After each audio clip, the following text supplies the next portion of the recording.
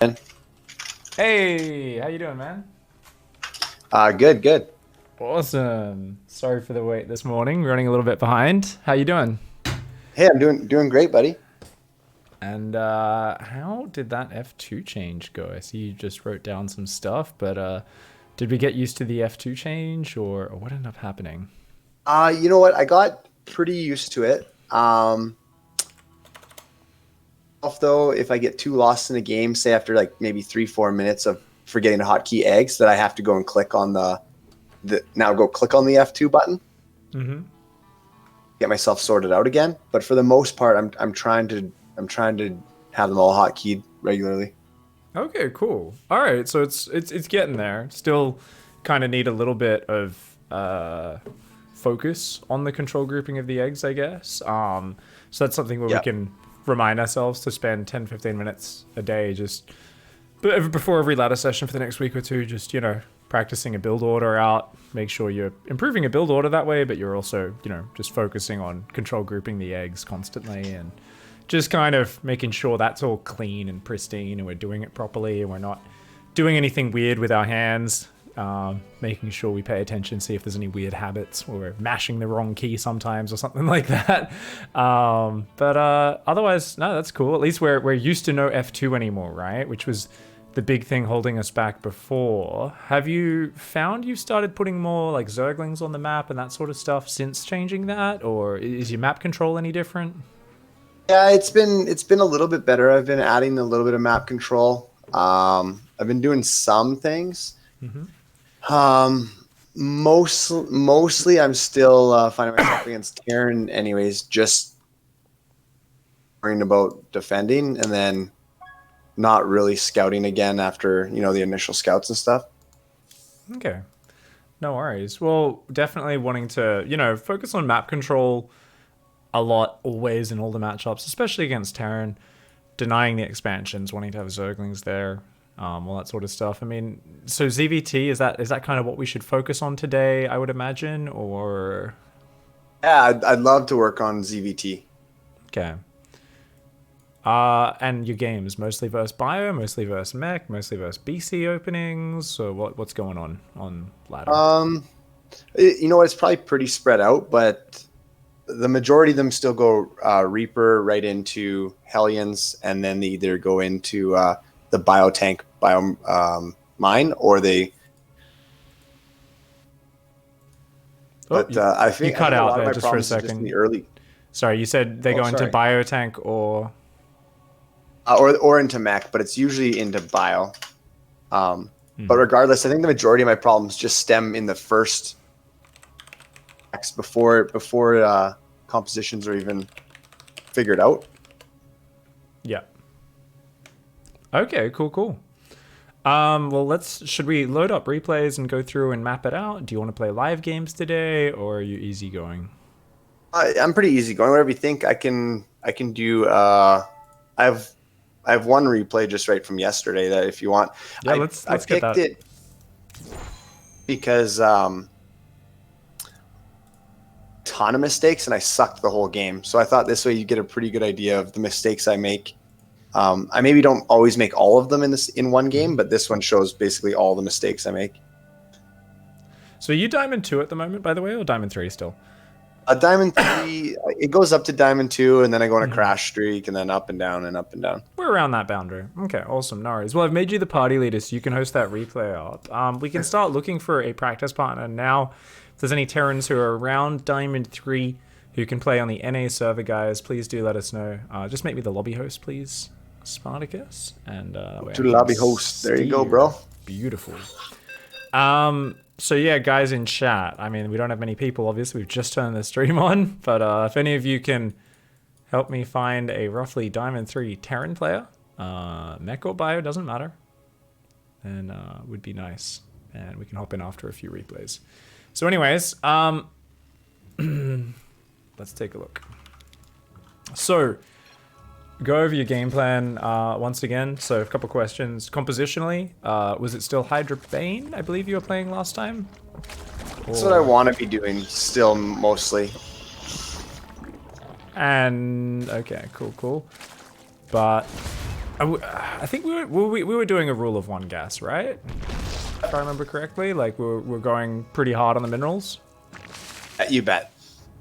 Okay, I'm scrolling down here. I'm trying to learn how to just drone up, and so I've been trying to set up, trying to have around 40 drones at 4 minutes, 50 at 5 kind of thing, and then 60 around 6 minutes, while defending with queens and the minimal amount of lings I can. Are you still going Roach Warren usually? No, I tried to cut it out. I tried to just get into Ling Bane. But if Roach Warren is a good idea first, I mean, I'll start. It depends. If there's tons of Mass Hellion and Hellbat play, you don't need it at all. Realistically, like I've started going Roaches just because I'm playing against primarily Battle Cruiser, Cyclone, Hellion, Battle Mech, and I've decided, well, Roaches are just nice versus that because you end up killing them with a big Roach Ravager, Corruptor timing, some Banelings. But generally speaking, Queen Bane will do it. So here we see in this game, you're just never droning your third. There was a point where we finally moved drones down there, but we've never been in a position where we can secure that. And you've got 31 drones on your natural, right? Your main's actually also not saturated properly. So for some reason, we pulled workers down from there. And we're trying to basically go 2-base Hydra Bane with no upgrades. So this third base has been a dead weight. And that's going to be the big thing we need to focus on as a player. If we want to actually play a Ling Bane focused style in this matchup, and really any style in Legacy, we want to focus on getting out to that third base as quickly as possible. Now, right from the start here, I think you killed the Reaper, right? So you decide to go across to the Lings, do a bit of pressure. Now, that's okay, but the big problem I see here is that we are just not having a smooth enough opening in terms of our droning. So let's take a look here. Reaper's distracting us. We're going to try and get that up. So we've injected our main. We did tell that to inject our natural, that's good. We're not building an Overlord or more drones right now. So we've got a few lava. Obviously, we're a bit distracted. We then, okay, third hatch, we immediately build more drones, but we still haven't built the Overlord or the third Queen. So those should, and then we start 2 more drones. So we're going to hit this really big supply block on 36. Now we're taking a gas. I did that just because I realized a supply block to get that other queen started. When does the Overlord start though? Okay, the Overlord does finally start, but yeah. So that's a big problem. This 36 supply block is such a crucial problem. If we wanted to like literally be like a god of StarCraft, like someone who's literally omnipotent looking down, but we're like, we like Zerg better, they're our favorite baby. We would literally just make it so every player remembers to build that Overlord on time. And we would boost the success of every Zerg player on the ladder by like 8% in this matchup by getting rid of the 36 supply block. Like, it's actually insane how much that supply block hits us, all Zerg players. And it's such an easy thing to get rid of. And it's just putting a bit more focus into, okay, that Reaper's going to distract us. What's one of the most important things? It's the moment we get above 300 minerals while that hatch is going down, or you know, I know you're kind of like, oh, I want to make sure I have the minerals. I want to make sure I have the minerals. So maybe we want to play it really conservatively, wait till we have 400 minerals. But the first thing we want to be doing is getting that queen and that overlord down, like immediately, right? And it's up to you exactly how you want to order this. Maybe for you, you're like, oh, nah, I prefer to focus on, I prefer to always go Overlord first, just to avoid the supply block. Some people are like, no, I really like that third queen up straight away. It's up to you. It doesn't really matter, but we've got to like chain that in as one of the most important things. Because we got distracted here by the Reaper, right? Anytime the Reaper's annoying us, our third gets delayed slightly, we're a bit distracted. If we like drop that Overlord right now, it would be okay though, right? Because if you look at your lava injects, as long as that Overlord pops just after or just around the time those injects finish, and you can look at the inject in the main, you've still got quite a few seconds. You got about 21 seconds. Overlord, I think, takes, what, 18 seconds? I think it is, something like that. Then that would be fine. So this is such a small thing, but it makes a big difference and it'll carry over. So build order, let's put emphasis on that. What do you think's a good rule for the Overlord? Overlord first, Queen first? How do you want to order it? I've been trying, like what I have ingrained in me, it's probably half the games, is as soon as I make that second Queen, no matter what my supply is, even if it's 30, I just make an Overlord. Okay, so your third Queen, second Queen at the natural, third Queen. Immediate Overlord right after that starts. Okay, so what we can say here then is, if third is blocked, remember immediately third Queen plus Overlord. Like, as part of the distraction, because for you, remember, it was like, oh, finally got the hatch down, build 2 drones, ooh, build 2 more drones, ooh, now I'll build the queen. And then it just delayed us by a couple seconds. Where if we just shifted that slightly, that would have been really nice. Now, we've got 7 lava here. Let's go back just a few seconds. So, units tab, anytime you see big lava buildups. Good, yeah. So we also missed our next overlord for 44. So that's another thing. So that's the second most common supply block. So it often comes in even more strongly if you hit the first one. So 44 supply block. So for that one, I think normally you would actually build another overlord on 36, right? Because even with building an overlord right after your third queen, you're normally going to hit a small supply block on 36. Like I said, your injects might have popped, and then a few seconds later the overlord pops and you can spend the lava. Still, it's a small supply. Normally during that supply block, during the mini 36 supply block, always queue up extra OV to avoid 44 supply block. And in general, whenever we see this sort of stuff happening a lot in our play, and you probably find this happens if they don't Reaper harass you much, or they just lose the Reaper immediately, probably doesn't happen as much for you, right? It's usually going to be when they're annoying you that you make this little mistakes. But as a general rule, build more overlords, and build more overlords under pressure, right? So you can kind of be like, hey, let's just remember, always better to be 44 out of 60 than 44 out of 44, right? Building an overlord ahead of time, slight inefficiency, a little bit of a pain, not the end of the world. Now, past that point, I do think we were very slow on spreading creep this game. So yeah, we do a second inject on our natural. So do you normally wait for that third queen to pop out to start spreading creep? Yeah, and I get that that's obvious. I'm used to having this queen earlier. Like I usually build it at 30, like right after the 30 hatch goes down. Even then, it's still going to be a little bit late, even if you do that smooth. So normally, like I take this natural queen and after injecting, I make her spread creep. A lot of people actually like to just spread creep with her straight away, very first tumor, and then get like a single tumor going from the start. So your third base, especially on a map like this, it's quite far away, is like connected before Hellions can even be there. Gotcha. What do you prefer? We've got to do it earlier than waiting for that third queen. I want to do it first. If I can get good at remembering to do it first with 0 injects, that'd be good. Always does tumor immediately at natural. Okay, I like that. You'll see most pros do that. That's the common way of doing it at the moment. And getting a head start on your creep's really important. So the other thing which is really important for our ZvT setup in the early game is our overlord spread. So right now we have 2 overlords on the other side of the map. Now I'm not going to hate on you for that because I think that's a meta decision. But if you play against a lot of Viking first, that's free kills for that Viking. So that's why a lot of people only go single overlord. They're also not getting that much information really. And so personally, I always just put 1 overlord here. Okay. And I always send it right through their production. About 345, I might click it through. Just hopefully see a fusion core. Hopefully see an armory. Maybe I see a starport with no add-ons. That means it's medevac or liberator or Viking. Generally, it's the lower pressure units. If I see a marauder popping out, it's a big tell I'm getting held back marauded, right? Probably, because why the fuck else are they building marauders?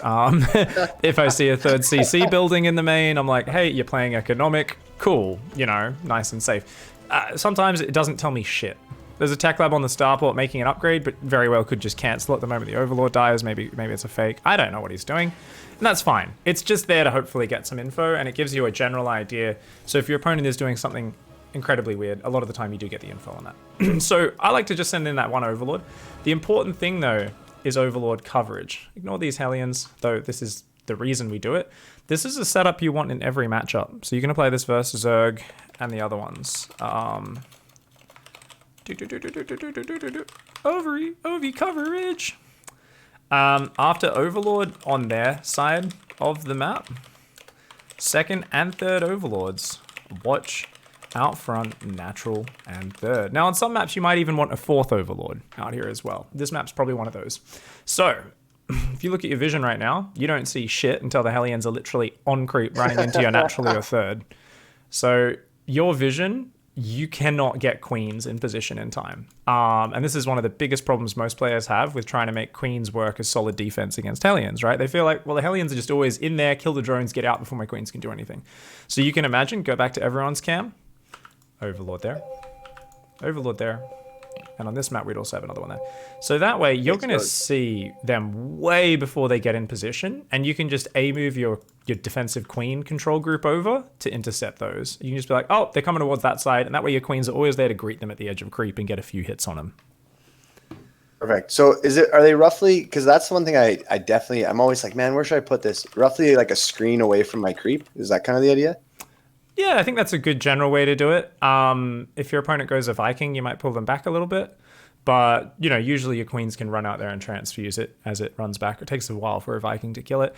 And I would say err on the side of having more vision rather than less, especially when you're starting. And that's not just going to spot Hellion rotations. That also gives you way more warning if Hellbats morph.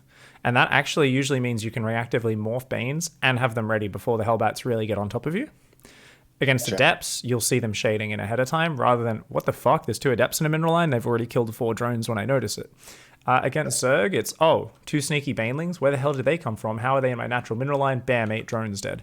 So this actually is really good because there's no anti-air super early. This vision helps us a lot. So even if they go a single Phoenix, even if they go a single Viking, we still keep this. Technically, if my opponent goes 2-1-1, I might pull those Overlords back, right? Because we're like, he's going to just come with 16 Marines. There's no Hellion pressure before that build. I don't need this vision out here. Because his Marines are going to hit a lot later. I'll have creep out there by then. We'll pull those Overlords back so the Marines don't kill them. So versus Protoss, it spots Adepts. Versus Zergling Bane. And versus Terran, it spots the Hellions. And T Hellions. So that's a really important thing. The other thing here is making sure we actually have enough queens. So I'm under queened for sure. Absolutely. And I mean, the early supply blocks basically slow down everything, right? So if we think about queen defense as standard, it's a big mineral machine, right? Queen's very expensive, Zerglings, mineral expensive, drones only cost minerals, hatches only cost minerals. So it's all about your minerals, this entire early game. So basically, yeah, generally speaking, because we hit those supply blocks, we were a little bit slow on it, but about 3:45, about this moment, you can see you're fully saturated in your main, fully saturated in your natural, you've put back on gas, you've got 3 queens. This is the point, about 44, 45 supply, 36 drones, 2 bases saturated. This is the point where you go into non-stop queen production. But you've also got quite a few lava. Now, if you've already spread creep out, which we should already have creep, bam, bam,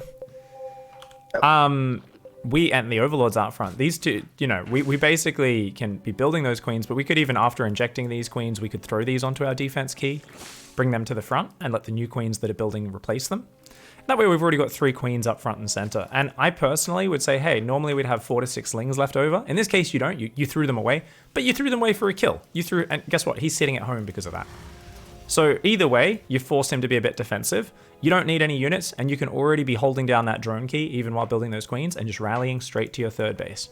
These extra drones you're building, this gas, this baneling nest, a bit too early. We want to saturate 8 drones on that third base before thinking about doing anything else. And we don't really need a super fast layer. We don't need a set super fast gas. I don't mind the baneling nest being at this timing. I guess we can leave that, but we really need to focus on, more than anything, saturating the third base. So let's talk about a couple of benchmarks that you can apply there. So 345, we should have 3 queens, 2 mineral lines, fully saturated, plus back on gas. So what do we do at that point? Non-stop queen production, rally drones to third, and pump drones as fast as possible. Now, what's a good benchmark? A good goal here, and you might need to adjust it if they've gone really fast Hellions, they're really in your face. We might adjust, okay? But what we got to remember is we're not being a fearful Zerg player. Too many players, when I explain this next bit, they go, oh, but the Hellions will get my drones. No, we're going to have good Overlord coverage. We're going to have good creep coverage. And there will be a very small subset of games where your opponent is really in your face with Hellions, where you can build a few Zerglings earlier. But normally, we're going to try to have 8 drones on that third mineral line by 4 minutes 30, okay? 8. Yep. Third mineral line. And then, what are we going to do after that?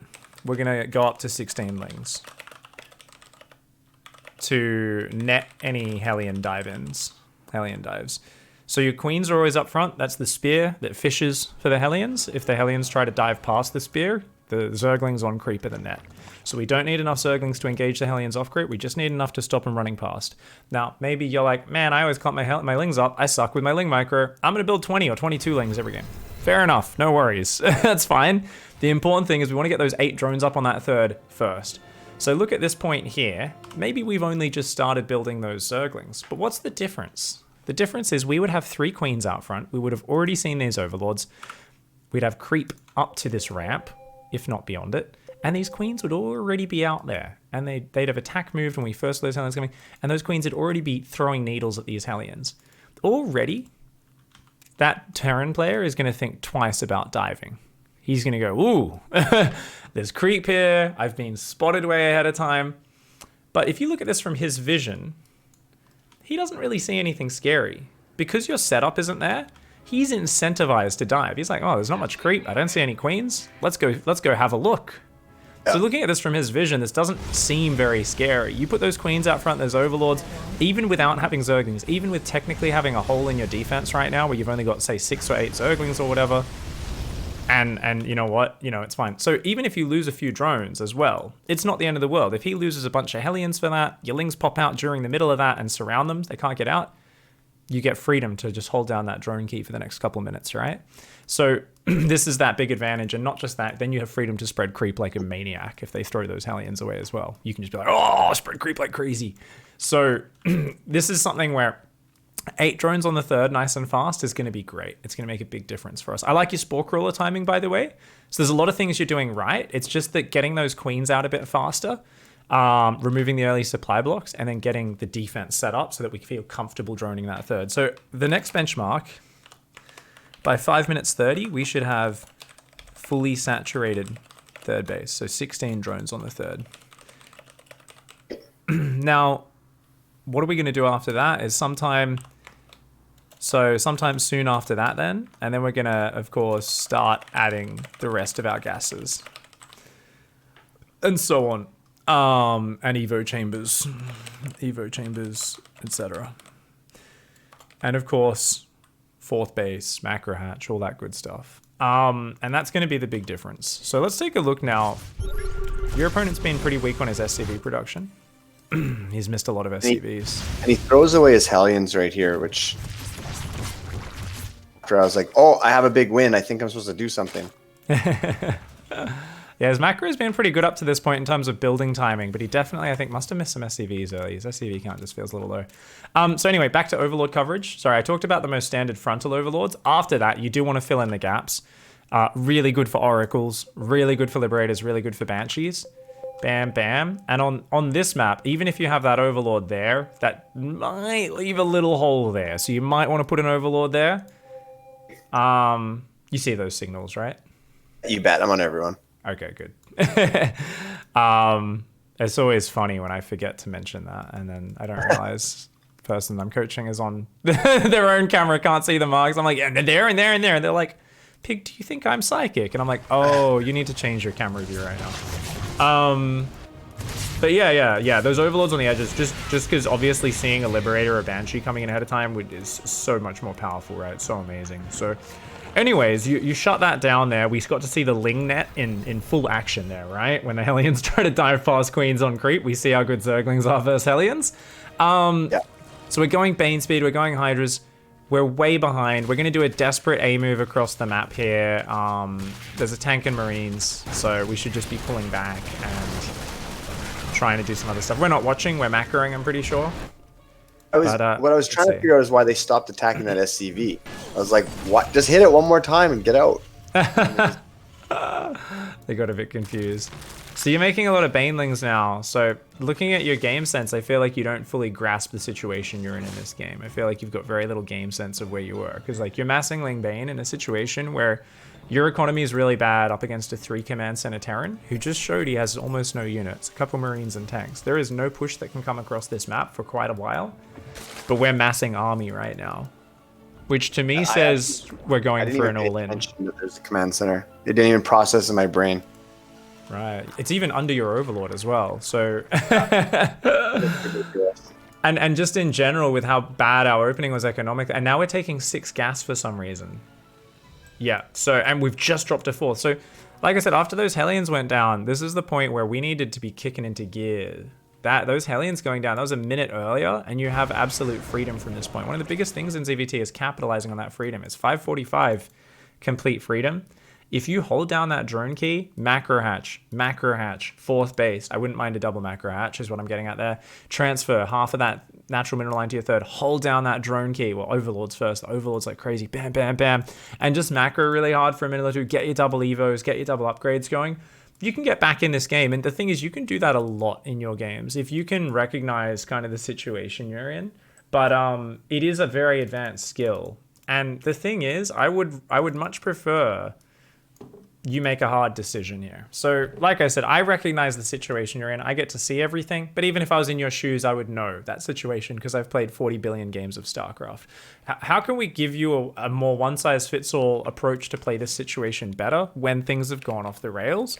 I think it's much more about, let's try to think of this and conceptualize it in terms of, I think you knew you were in a pretty shitty position in this game, right? Like... So everything was late. I tried to have my 4th down and a macro hatch around the 6-minute mark, so I knew everything was late. Good. So if you know everything's off the rails a little bit, I think the most simple thing is to put all our eggs in one basket, right? So we need to drop any assumption of playing a normal game. Right? We need to gamble hard. And the thing is, like I said, for you I would just macro up like crazy, but you know what? You can still all in. If you're behind, you can just be like all in. But that's it. You've got to say, we're going completely all in. No upgrades, no more workers. Let's go. Mass units, look for the right fight, and then try to win. Or just hold down that drone key for the next minute and a half, 2 minutes, and then go back to playing a normal game after a extended period of greed. So, everything. I like the greedy version. I like doing that. Yeah. And it kind of depends on the situation as well, right? Sometimes everything's off the rails, but you happen to have 30 roaches with roach speed. The other option seems pretty good, right? Hey, let's make 8 of these into Ravagers and run across the map, right? But when you're up against someone who has a siege tank, most probably, even at this point when you don't know it, and you've only on Bane, suddenly it doesn't seem like such a good idea, right? So, yeah, it's a bit situational, but in general, if you prefer that, that's fine. Everything on economy for a few minutes, then do all your normal stuff. And another addendum to that is focus much more on minerals than gas. So the big problem people have when they're behind, especially if they're floating minerals like you are in this game, they go, oh, I've got too many minerals. I need to go tech and upgrades and gases, which is the last thing you need right now. You need minerals as the core of everything. It's really common. It's very common to make that assumption, right? We get confused. I don't have gas for anything. I have money. Yep. You're like, hey, I've got 800 in the bank. That's basically unlimited money, right? And then one production cycle and you're like, oh God, I really need minerals. Yeah, just remember minerals is hatches. Minerals is drones, which is more economy. And most things that are going to win you fights up until the Broodlord stage. So many times we get afraid, oh, I need the Hydras. I need the Broodlords. The next 5 minutes of this game are going to be decided by your Zergling Baneling count and their upgrades, right? So it's like one of those things where like, really, there's only one resource that matters, and that is Ling Bane. And that's why I do sometimes swap into comeback mode in this matchup, and I've made some of the most disgusting comebacks ever against Terran, where I don't ever go past a second gas. Because, like, you barely even need... I'm like, as long as I got double upgrades pumping, and I have a couple Banelings, in case there's a giant ball of Marines, it's all just about having enough Lings to just be able to backstab like crazy, attack from all sides. And yeah, at a certain point, this composition's not good. If they get a maxed out army of Marine Mine, you know, Marine Marauder Mine, all sorts of shit. But there's going to be many fights before that point where, yeah, I might not have all the extra fancy gas things that give me a bit of utility, a bit of ability to shut down drops, but I really don't need them. I need to just win the frontal fight, because if you crush a frontal fight, that swings a game massively in your favor, all in one go, right? Whereas catching a drop is like, oh, that's nice. I had some Hydras to shoot down the drop so it couldn't move around my bases as much. It's really not as important. So in general, and this is something all racers can do, I always reference an SOS Protoss versus Protoss game where he was down +2 or +3 upgrades versus like a big Archon army, and he won with almost pure Charge Zealot. And it was like a comeback that never should have worked. but he set up a 360-degree surround of like 50 charge zealots on this army. And the other player was like, hey, I've safely established enough of a lead for myself. And I was like, SOS, these are like 0-0 charge zealots. You cannot beat +2 Archons. Like, and then he got a 360-degree surround, and he did it. And he had 3 or 4 bases, but he just, for such an extended period, did not add upgrades or more gases. And I was like, this is not going to work. And it did work, specifically because he put all of his eggs in one basket. He was way behind up to that point, and that was like the only way he could have won. If he wasted his money on upgrades and other things, he actually would have been way worse off. So I think that was like one of those great SOS moments where I was like, oh, he can see through the matrix and recognize that shit. Like, you know, he recognized the one gamble that could bring him back from a massive, massive deficit. And I think that's really cool, because it was the same thing. He was on just the 2 gases in his main base, and he went up to 4 base. And I was like, in PvP? Like, what? And obviously for this matchup, it works even more naturally for us, since Lingbane's already the normal core.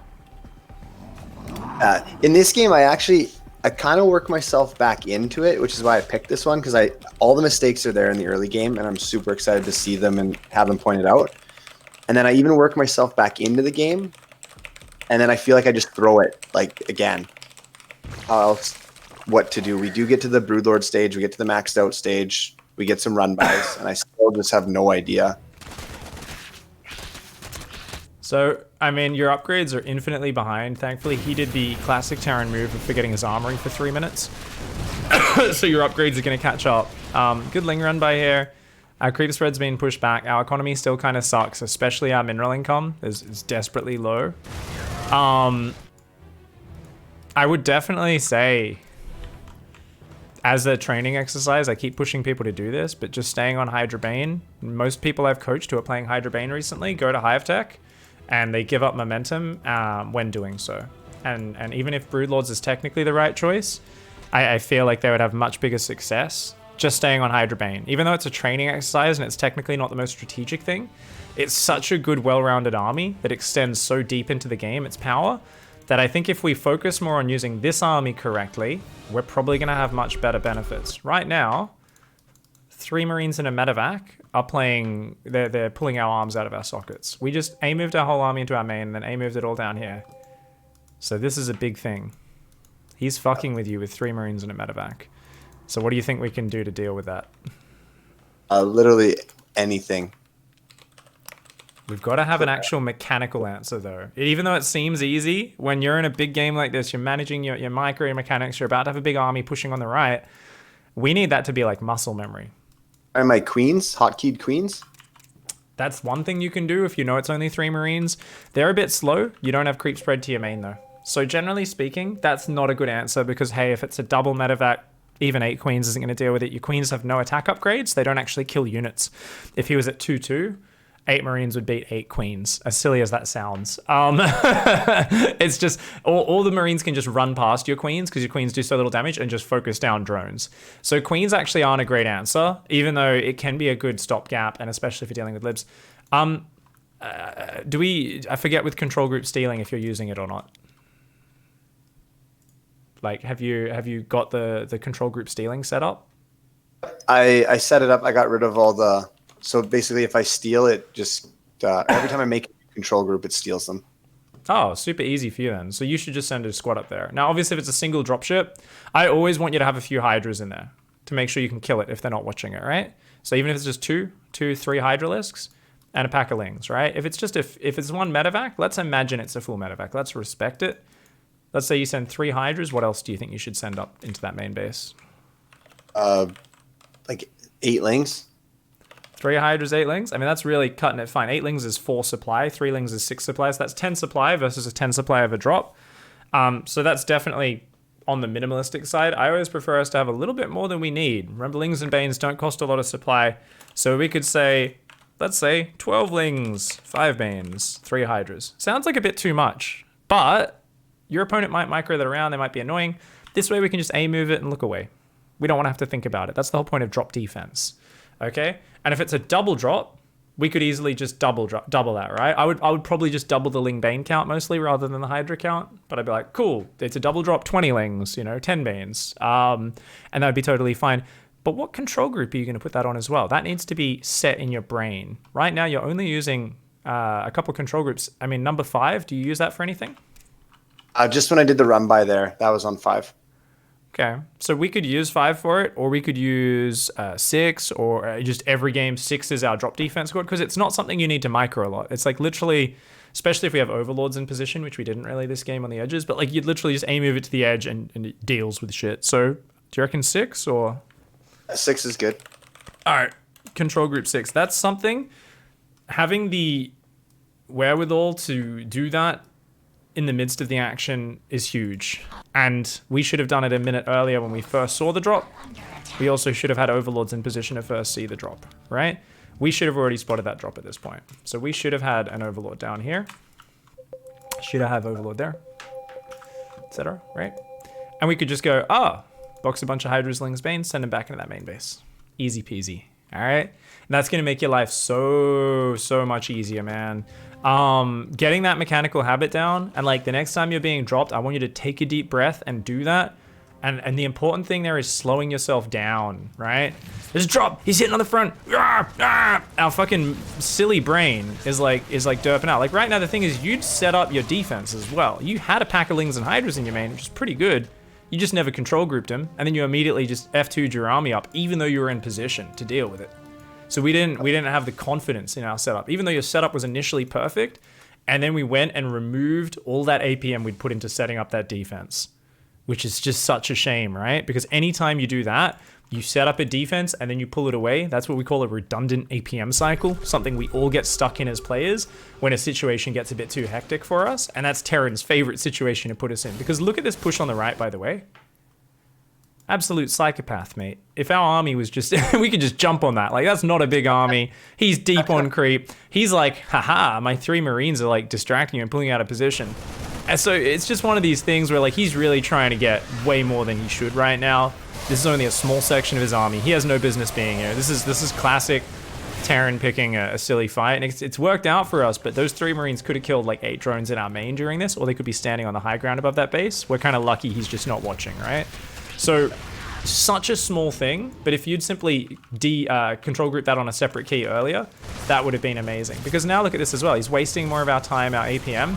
Once again, what are we looking at right now? It's a lull in the pressure. Just like after the Hellions, where we didn't take advantage of it then, and we didn't take advantage of it. Yeah, I was coaching someone in ZvT, same composition, same style, so it's funny because I feel a little bit like a broken record because it's the same concepts, but it's the same concepts that I struggle with as well after playing Lingbane versus Terran forever, and it's when they're not attacking us, we're like, let's go fucking get him! And what should we be doing? Spread creep, build more drones, take another base, get those overlords out of the map. Why don't we have Zerglings on these bases? Why wasn't there a Zergling on this base earlier? He got to build that on location while doing some shitty pressure. If we had a single Zergling there, you will often delay their 4th base by a minute, sometimes 2 minutes. Some Terrans never build it. He could right now just build a command center there and get away with it. And this is how so many Zergs lose their games. Yeah.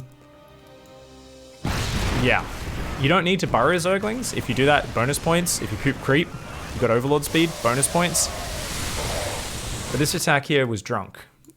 Now that's working for you, but it made no sense. Look at your production for the previous minute leading up to that attack and your information going into it. So you're building some Zerglings right now. You're building some Hydras.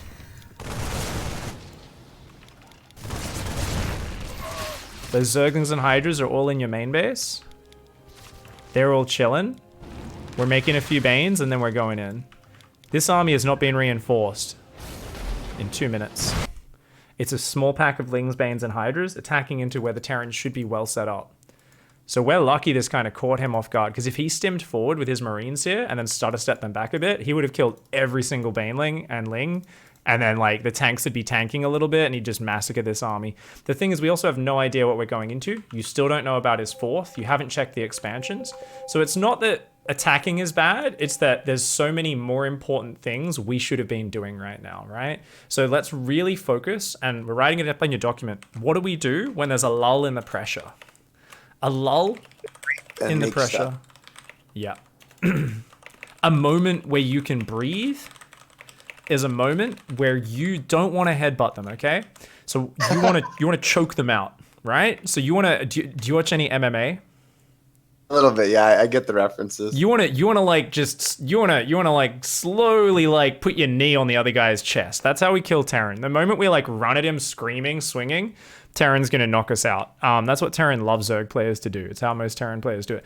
But how do we put our knee on their chest? Creep spread. It's one of the most important things for Lingbane. Okay, so creep spread, map vision. So OVs on edges.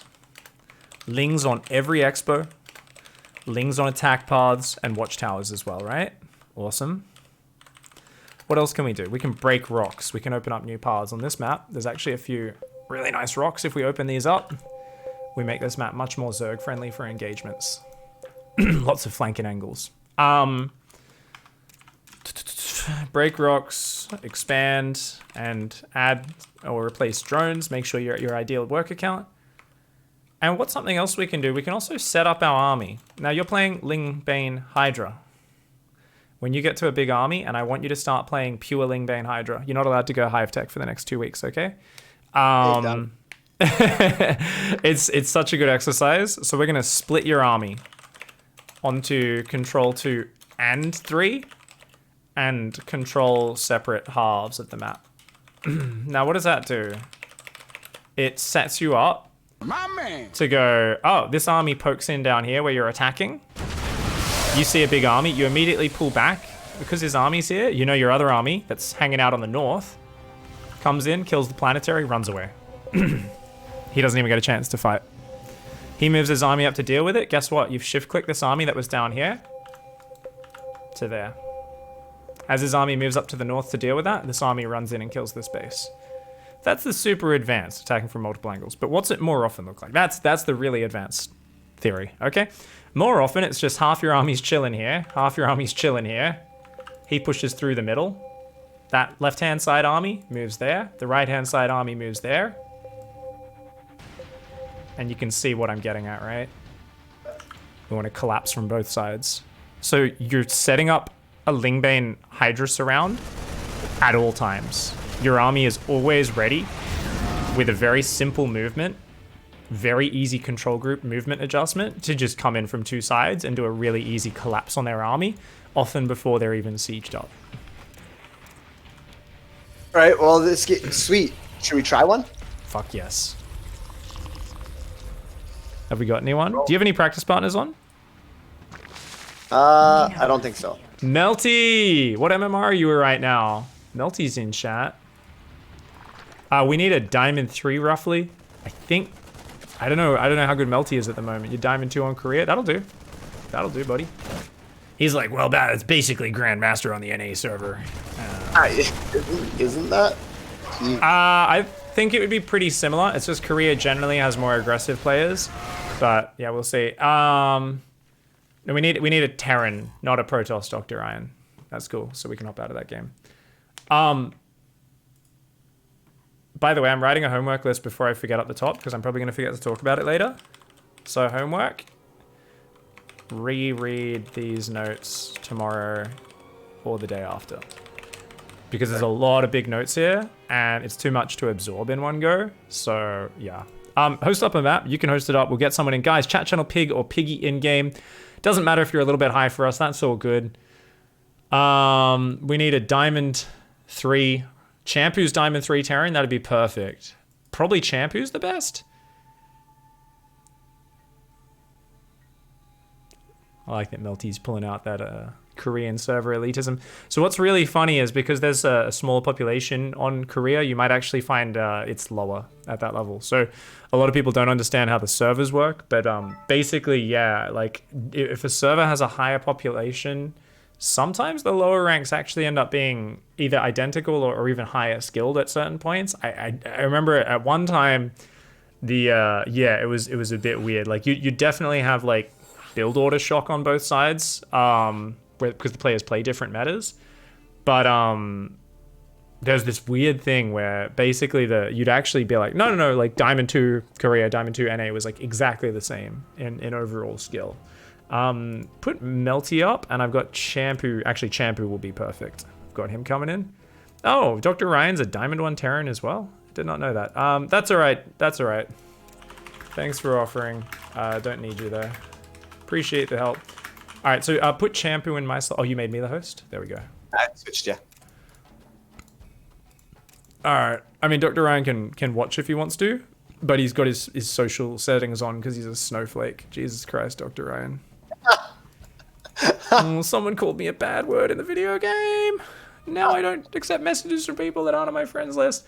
I don't know. It's not even, there's nothing even wrong with that. I just personally, I'm like, doesn't that take the fun out of it? If someone's salty, like that's like my highlight of the day. Like I'll have dreams about making people tell me to kill myself and stuff. Like, you know, I'll be like, yes, the best feeling in the world is when they get really angry and act like a child. That's my favorite. Any particular build, just TVZ, we'll just let him do his thing.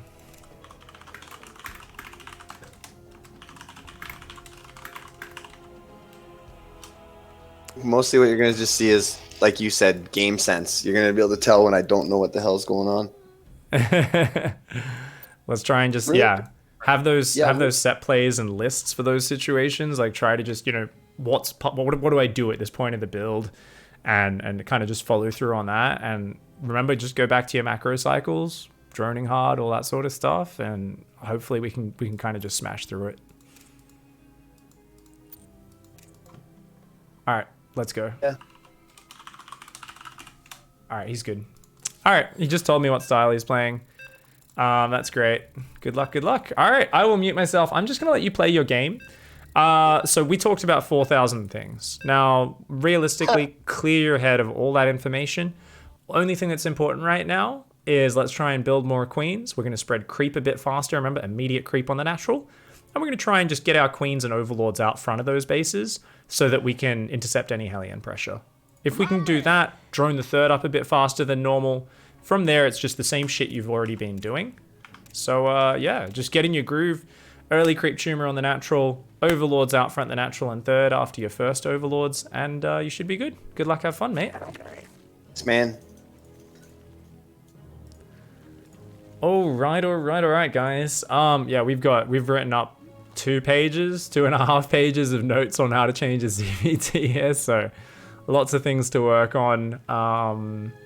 Very, very productive replay analysis. How are we doing, Rumil? I'm having a lot of trouble in real life, but I'm using StarCraft as my outlet for anger. Poor Diamond 2 players, Kappa. Holy shit, Rumil. Thank you very much for the 2-month resub. Be kind to those players, dude. Be kind to those players. Mortal Pastry with the 7-month resub. Thank you very much for hanging out, Mortal Pastry. I appreciate the support.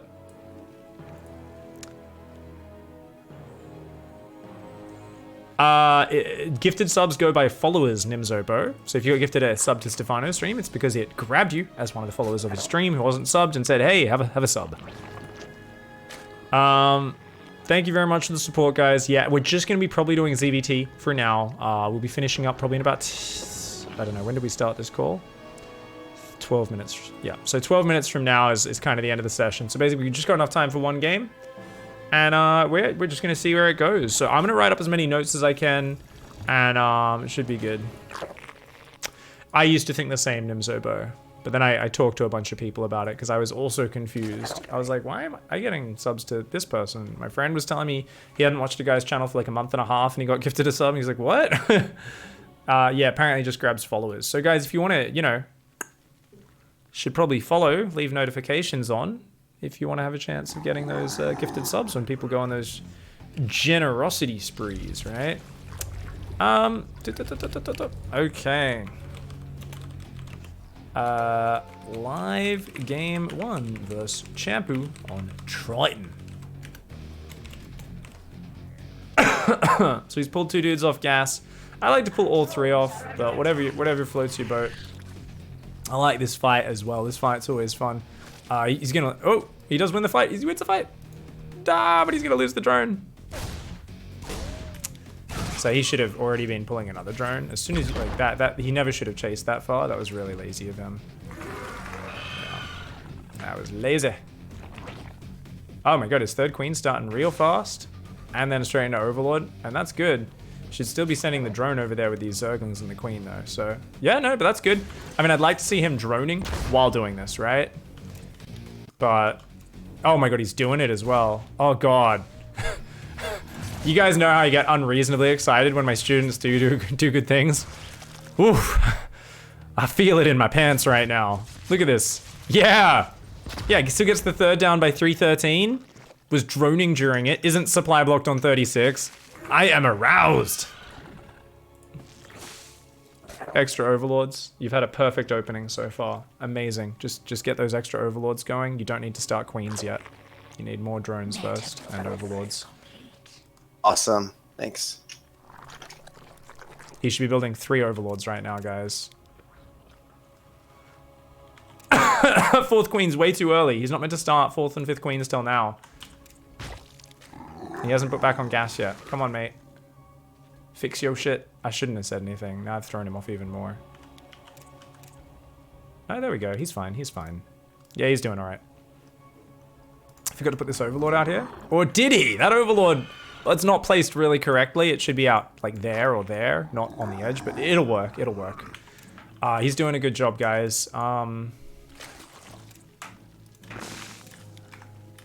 He should have rallied to that 3rd base before it was even finished. Common problem players have, guys. They're like, oh, I'll just like let 20 drones stuff in. No, your 3rd base is safe. If you play properly, your 3rd base is always safe. He's now building more lings right on time. Perfect. Yeah. This time the Hellions don't dive. Because Champu's not even looking, and then suddenly his Hellions are getting killed by queens. Yeah, and this is great. Anytime they fight like that, you're very happy about that. Does spread a creep shimmer to the right, which is good. He's built a bunch of Zerglings, which is good. He needs to drone and build overlords like a madman right now. Let's see if he can keep it up here. He's not used to rotating these queens around. This overlord, not far enough forward. That overlord, yeah, he's moving it forward now. He's realizing. He's like, wait, I really should know where those Hellions are. That overlord, he's also moving down. Oh, I'm so excited, guys. Oh, we're seeing the birth of a fucking ZvT player right here. Our forces are under attack. Oh, so happy. I'm so happy right now. I'm crowning a new Zerg, okay? Shooting it out of my chest. And those little fucking I know how to kill Terran now, you know? I'm very excited. Thank you very much, Nimzobo. It's time for a BC to come in. He's got 7 queens. He's got a spore in each base. Which would... I mean, no, he's only got 1 spore. So he's been what we call a greedy boy. So did he lose his overlord? What happened? Did he... Or did... Well, I don't know what happened to his overlord. Something. So he has fuck all vision. But... So like, he really should be building 4th base, double macro hatch, double evo, and he should be droning more. So he's still massing Zerglings for some reason. And like he's staring at these Hellions. Okay, so there we go. So he was doing very well, now he's slowing down. And that makes sense. First time doing this stuff, he's not used to the rhythm, and he's like building 100 Zerglings for no reason, and he hasn't droned yet. And he's got 3k minerals, and he's just staring at like 5 Hellions. He literally could have A-moved those queens, sent a drone over there, and just kept macroing. Instead, his screen's been staring here for 30 seconds. Check the replay. 5 minutes to 6 minutes 45. You stare at the Hellions for no reasons. Stare at the Queen's Hellions for no reason. Just A-move on the minimap and look away. You float 2.5k minerals here. And don't macro properly. You mass lings when you should be massing drones and teching, upgrading. So that's something where I think he needs to watch that point of the replay and realize where his camera is. Like even right now, like what is he looking at? What are we staring at right now? Thankfully, some Zerglings are in position. A whole bunch of red hit point Hellions. Finally gonna go down. But yeah, he's taking a lot longer to deal with this stuff than he should. Also, never got an Overlord on the right-hand side. Missed an Overlord on the top right. Need to work on... we need to work the OV Scout into the opening smoothly. Under attack.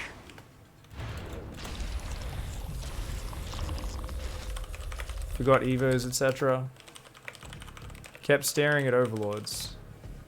Kept staring at literally any pressure unit. Field depleted. You need more experience and confidence with ignoring stuff and just A, moving and looking away.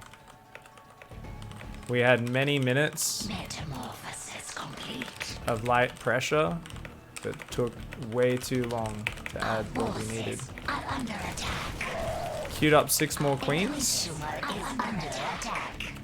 hoping that was an accident. We don't need 27 queens. Yeah, he's like gone. No, we don't need 15 queens. That's crazy.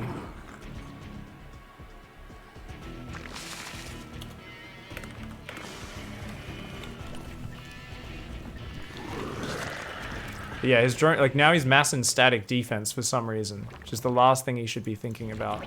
Okay. 9 minutes, massing static defense. Never do this. Static is for when you have 90 drones and thousands of resources in the bank. You are a mobile player that needs large economy, a large creep, etc., etc. He hasn't replaced the overlords on the edges. He hasn't put any zerglings out on the map.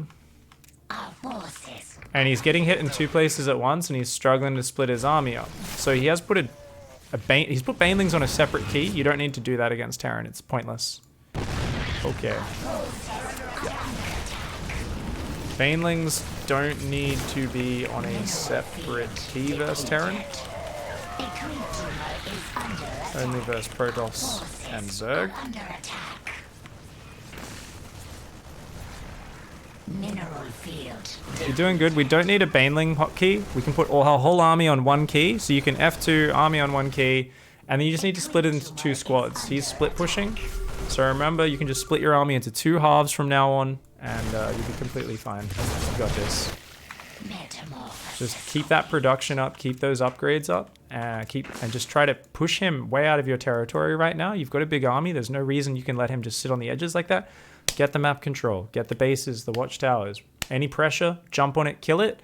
Spread creep, build units. Spread creep, build units. Spread creep, build units. And you'll have this game in the bag. Stop building queens. Any more queens we don't need after these ones. But you got this, man. Yep. So yeah, great opening.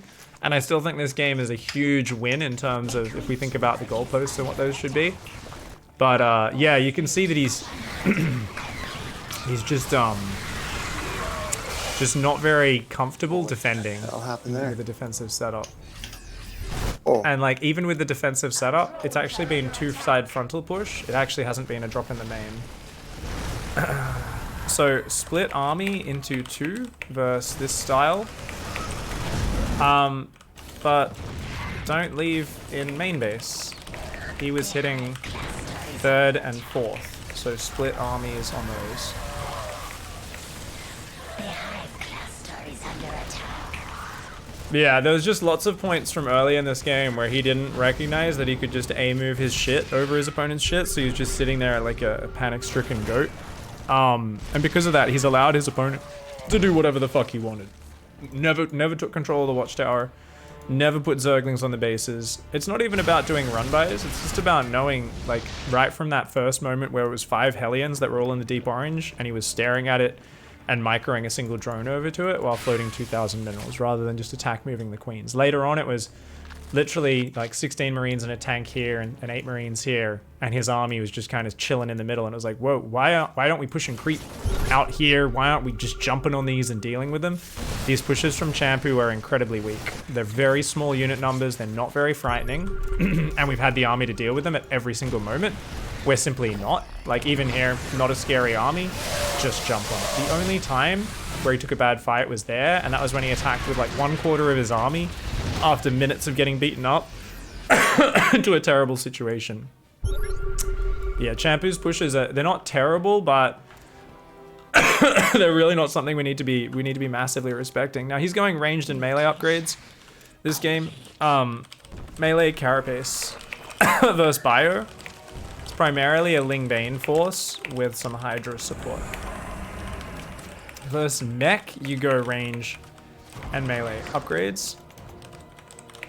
And have a lot more hydras. Forces are under attack.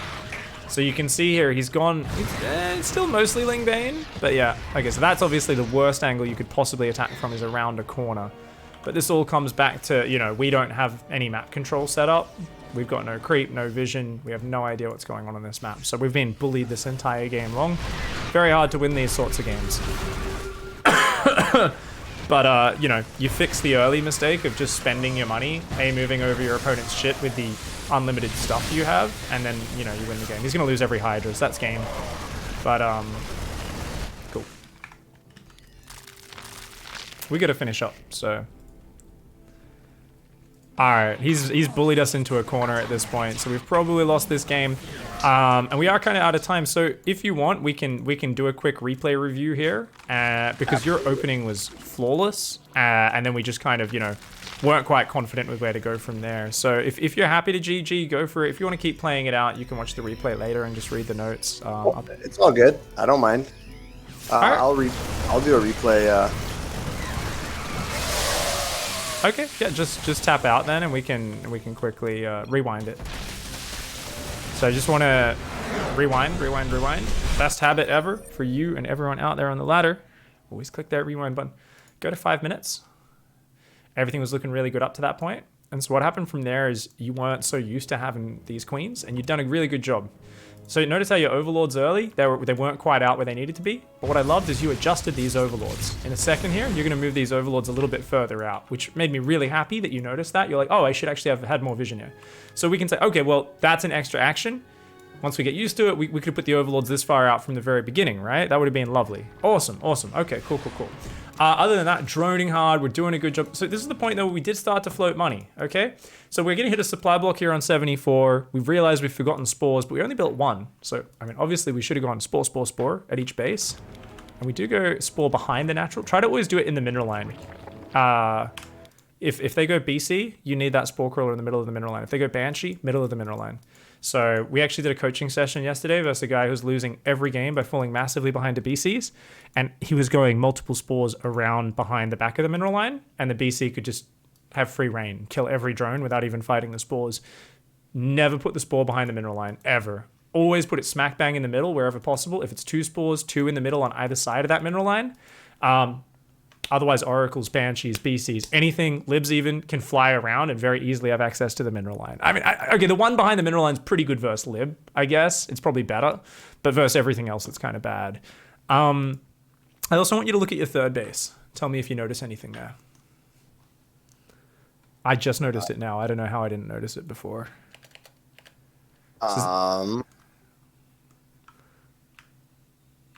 Look at your natural, and then look at your third. Oh, I have an extra 5 drones. Nope. Your hatch is misplaced. Your hatch is 1 hex south. Oh, really? It's it's a hex south. I'm pretty sure, right? It's not just me imagining it. Because look at how long those top patches are from the hatchery. Let me see if chat agrees. I'm pretty sure. Oh, I'm sure you're right. I don't know why it would be. I probably did it because I was trying to get away from the Reaper. I didn't pay attention enough. Yeah. Though you handled that so well. I was so happy. If you watch the VOD, you'll laugh. I was like, I'm so proud. You built the Overlord, the Queen, and then I was like, oh, I'd really like him to be droning even while he's trying to get this hatch down, like when you were really doing the last bit. And you pulled back the red hit point drone, kept it alive, killed the Reaper, queued up drones, then put the hatch down. And I was like, oh, it was so nice. So it was such a lovely opening, dude. I was so proud. I was really happy with that opening. And then, like I said, this is the point where we needed to get a move on with our build. And maybe it's because you're not used to having such a good economy build up to this point, but you kind of froze up from this point. And there's a few different things. One is you need to know exactly what happens now. You're up to 3 base saturation. You should still be pumping overlords and drones for the next few minutes. Because remember, what are you going to do? You're going to build macro hatch. That's a drone. Another macro hatch. That's another drone. A 4th base. That's another drone. Gas. That's another 5 drones. So you might think you're saturated. You're going to put about 15 drones into buildings and then another 15 drones into mining gas. You need another 30 workers at this point, okay? So remember with this build, if you look at your third and you go, oh fuck, I've been so busy defending, I've got 30 drones on my third, it's not the end of the world. Because you got to take gases, evos. You can move some of those drones back to the other bases. Like, you'll actually get through those drones. 30 out of 16 looks bad. Looks like you fucked up. Trust me. That's the side of fucking up you want, rather than the side of, 14 out of 16. I don't need any more drones for the rest of this game. You take your gases, you've got no drones on your third base left, right? So that's real important. At this point, we should have been like, oh, okay, keep holding down that drone key. Start taking the gases. Macro hatch, evo chambers, lair, fourth base. All that shit, Baneley Nest, bam, bam, bam, bam, bam. All that shit should be going down right now. And your money explodes, so you got a lot to do at once. And that's where this build gets really busy. And this is where you're going to need to focus a lot of your efforts. And don't get me wrong, you're often going to float minerals, but it's about how quickly can you get on top of spending those minerals, right? So if you float 1,000 minerals and it stays at 1,000, that's not bad. What you're going to see in this game is you get up to like 2.5k, and you're never really getting on top of it. And what's most important is about 540 onwards for about a minute and a half. You can watch your camera. If you go 5 minutes 40 onwards, you're just staring. You're just staring at your queens. You're staring. There's literally like a bunch of bruised Hellions doing nothing, and all of your APM is like staring at them. And then like you're trying to ferry one drone over to that fourth base. I mean, you could take a fourth anywhere on this map if you really want that fourth. That's fine. But just A-move the queens and go back to macroing. You also already had a perfect defense. You had lings, queens, spores. And then you massed zerglings for about 2 minutes when you should have been droning. You didn't get your evos, your macro hatches, your fourth base. We just kind of froze up. So, perfect opening. Amazing step up from the replay we watched. Now we got to work on this next step, which is the hardest part. But trying to get all that shit down. Just remember that order. Doesn't matter what's happening in this game. It's just a few Hellions. Just A-move your queens over. Don't stare at it. If it's a Liberator coming in, maybe you move your Spore a little bit. Move a queen over. Go back to macroing. So your ability to disrespect your opponent's light pressure and not stare at it and not let him pull your attention away, because you got so much shit to do with spending your money. So you're gonna, as you get better at that and you focus, no, I just do my thing. A-move the lings and the queens to deal with the Hellions. Go back, macro, macro, macro, macro. And there'll be a few mistakes with dealing with the pressure, but you'll have twice as many drones, 2 minutes faster upgrades, and 1,000 other things to make up for it. So just making sure we don't tunnel vision on the queen defense. You did a really good job with it early, but we got to explode into that next step of the build, really spend that money, keep those drones flooding out, keep those upgrades rolling, and it'll really allow you to kick some ass. Because we froze up here, we took way too long to get our upgrades out, and then we found ourselves dealing with pressure on multiple fronts, and we had no map vision, didn't have a lot of creep spread, and he was kind of bullying us from then on.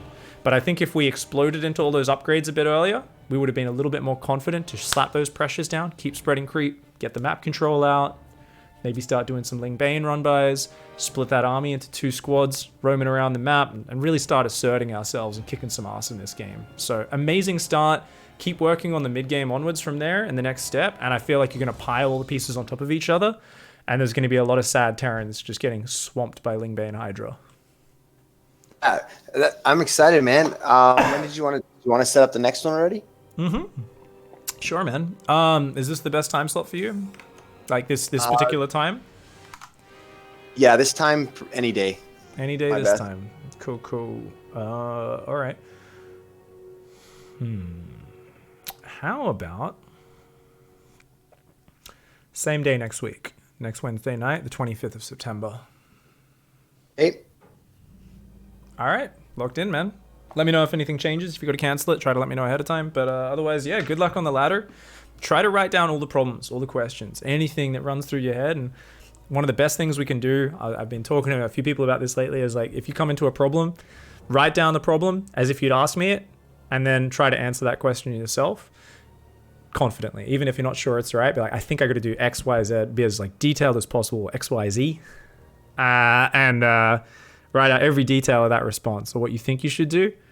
And then we can revisit that. And when we look over that together, you might be like, oh, I actually totally ended up changing. This was the initial response I thought was the right one, but now I actually do this instead. And what's really good is we can start working together on how you solve problems on your own rather than just, you know, me being like, do this, do this, do this.